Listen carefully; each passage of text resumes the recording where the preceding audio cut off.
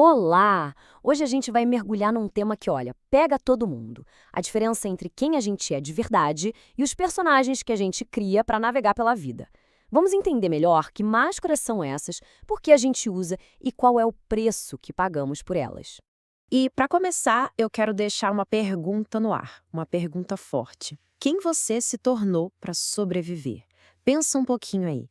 A questão aqui não é sobre a sua essência, mas sobre as várias identidades que talvez você tenha precisado construir para ser aceito, para se sentir em segurança ou para ser amado. É por aqui que a nossa exploração começa. Então, para guiar nossa conversa, a gente vai seguir um caminho bem claro, ok? Primeiro, vamos entender o que são essas máscaras. Depois, diferenciar a essência de identidade, que é um ponto-chave. Na sequência, a gente vai explorar as identidades mais comuns, analisar o custo de viver atuando, ver como um propósito pode ser construído e, por fim, aprender a criar uma bússola interna para guiar nossas escolhas. Beleza, então vamos começar com a nossa primeira parte, as máscaras que usamos. E a ideia central aqui é a seguinte: a nossa vida é moldada, muito mais do que a gente imagina, não por quem somos na essência, mas pela imagem que construímos sobre nós. E o detalhe é que essa imagem, mesmo sendo super poderosa, na maioria das vezes age nos bastidores, de forma invisível. E olha, essa citação resume isso perfeitamente. O que ela está dizendo, no fundo, é que essa tal identidade construída é como um kit de sobrevivência, sabe? Um conjunto de papéis e crenças que a gente assume para se adaptar ao mundo. Ela não nasce com a gente, ela é moldada em resposta ao ambiente ao nosso redor. Ok, agora a gente chega num ponto que é crucial: essência versus identidade. Entender bem a diferença entre esses dois conceitos é o que vira o jogo. É o primeiro passo de verdade para a gente começar a se libertar daqueles papéis que talvez já não façam mais sentido. E olha só como a diferença fica gritante quando a gente coloca lado a lado.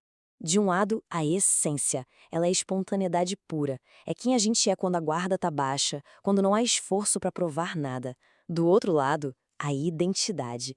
Ah, ela é toda estratégica. É uma construção, uma armadura pensada para nos defender da dor da rejeição, da crítica ou de parecer vulnerável.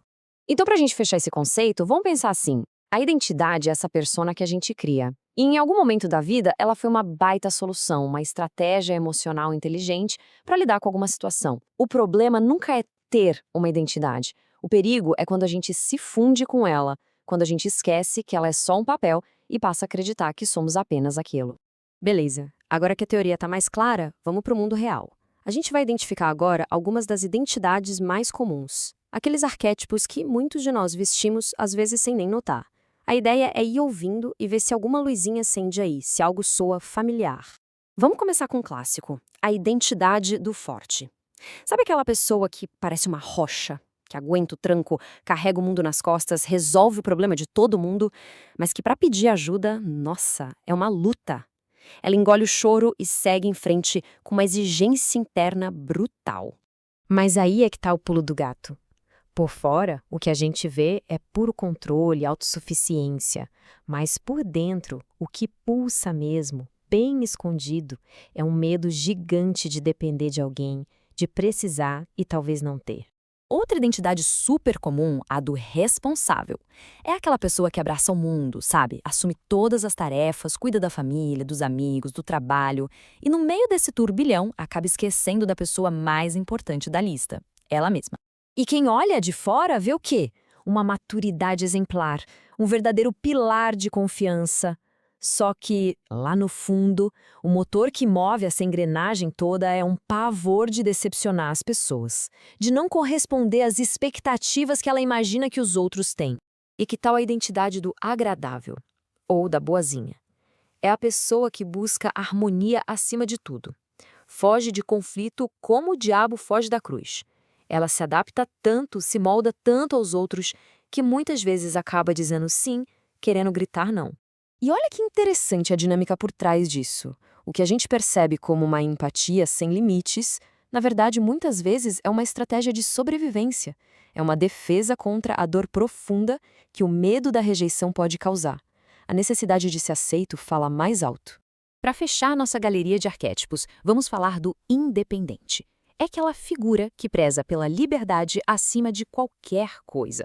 Por isso, não se envolve demais, mantém sempre uma certa distância emocional e evita a todo custo se mostrar vulnerável. Por fora, a imagem que passa é de pura liberdade, de desapego total. Mas, na real, essa independência toda funciona como uma grande muralha construída tijolo por tijolo pelo medo de se entregar de verdade e, bom, de se machucar no processo. Olha, é super importante a gente entender uma coisa. Essas identidades não são vilãs. Elas não são erros. Elas foram, um dia, soluções inteligentes. A questão é, e quando o remédio começa a virar veneno? É sobre isso que a gente fala agora. O alto custo de viver apenas atuando. E os custos de viver só atuando, eles chegam. E a conta costuma ser alta. O corpo cansa, uma hora ele grita, as relações ficam rasas, porque se não tem verdade, não tem profundidade, né? A vida vai perdendo a cor, a espontaneidade, e no final das contas fica aquela sensação de que a gente está no piloto automático. A gente funciona, cumpre tabela, mas não se sente inteiro. E é exatamente aqui que acontece o clique, a virada de chave. O verdadeiro autoconhecimento começa quando a gente consegue olhar para uma dessas nossas máscaras e pensar: ok, isso que eu faço me protege, mas também me limita. É quando a gente reconhece que aquele mesmo mecanismo que um dia protegeu, que salvou, hoje pode ser a nossa própria gaiola. Ok, entendemos as máscaras, entendemos o custo, e aí vem a grande pergunta, tá, e agora, o que eu faço com isso? A resposta, pessoal, é surpreendentemente prática. Ela passa pela ideia de que propósito não é algo que a gente encontra debaixo de uma pedra, mas sim algo que a gente constrói ativamente. E essa ideia é simplesmente libertadora, porque ela tira aquele peso, sabe? Aquela pressão de ter que encontrar uma missão de vida grandiosa, quase mística. Propósito, na prática, é muito mais sobre coerência do que sobre grandeza. Ele começa a aparecer quando as nossas pequenas escolhas do dia a dia se alinham com a nossa essência e não com os papéis que a gente aprendeu a atuar. E isso nos leva direto para a nossa última parte, que é mão na massa total. Se o negócio é construir propósito com escolhas coerentes, a gente precisa de uma ferramenta para isso, certo? A resposta é desenvolver e começar a usar uma bússola interna, que é baseada nos nossos valores mais profundos. Então, se puder, anota aí, porque esse exercício é simples e muito poderoso. Primeiro passo, pegue um papel e liste uns 10 valores que são realmente importantes para você. Coisas como liberdade, segurança, conexão, crescimento, o que vier. Segundo passo, agora vem a parte difícil. Você vai ter que escolher. Afunilhe essa lista para os seus 3 valores centrais, o seu pódio. E terceiro, que é o passo que muda o jogo, traga isso para a vida real. Para cada um desses 3 valores, se pergunte: como eu posso viver isso, mesmo que de um jeito minúsculo, hoje? É desse jeito que valor deixa de ser uma palavra bonita na parede e vira uma bússola de verdade no seu bolso. E para a gente fechar, eu quero deixar uma última pergunta, que é mais um convite para uma reflexão contínua. A ideia aqui não é declarar guerra contra as suas máscaras, não é jogar tudo pro alto. É se perguntar com muita gentileza: quem eu seria se eu pudesse relaxar um pouquinho esse papel que eu sustento com tanta força?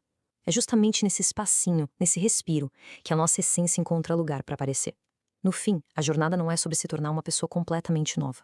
É sobre, finalmente, dar licença para ser quem a gente já é, com mais verdade.